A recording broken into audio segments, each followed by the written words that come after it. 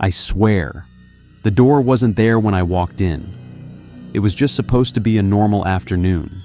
Nothing creepy, nothing weird. I was 14, bored, broke, and desperate to sell my old gaming console. That's how I ended up outside the pawn shop everyone avoids. No sign, no hours posted. Just a flickering light above the door and windows so dusty you couldn't see inside. People in town always said weird things about it.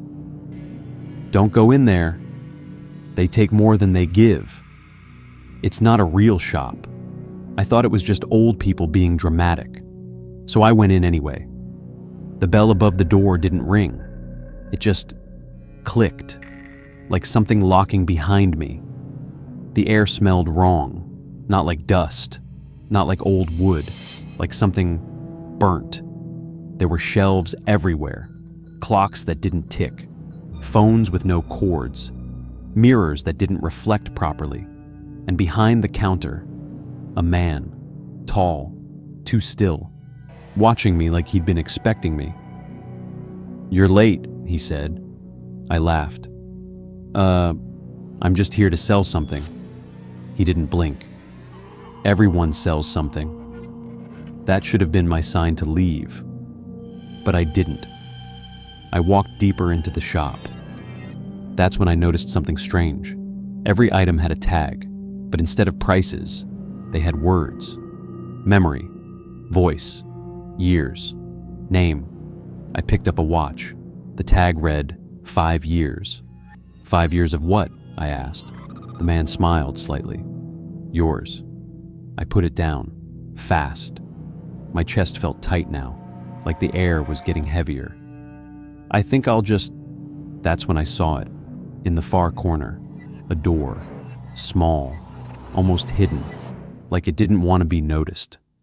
There was a sign nailed into it, handwritten, crooked.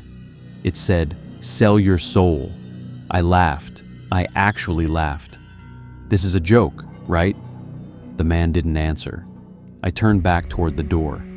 Something about it felt wrong, like it was watching me, like it knew I'd seen it.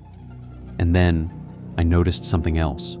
There was a handle, but it was already turning, slowly, on its own. I should have run, but I didn't, because I heard something from the other side. A voice, my voice. "Help me." My stomach dropped. "Nope," I whispered. "Nope, nope." "Help me," it said again, clearer this time, panicked, desperate. I grabbed the handle. I don't know why, I just did. And I opened the door. Inside was a room, empty, except for a chair. And sitting in that chair was me. Same clothes, same face, but worse. Eyes sunken, skin pale, and smiling. It tilted its head. "You're early," it said. I slammed the door shut, stumbled backward. My heart was pounding so hard, I thought I'd pass out. What is that?" I yelled. The man behind the counter finally moved.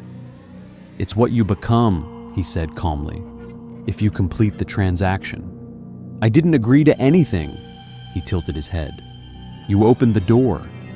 The shop felt colder now. "You listened." My hands were shaking. "That's not..." "You were curious."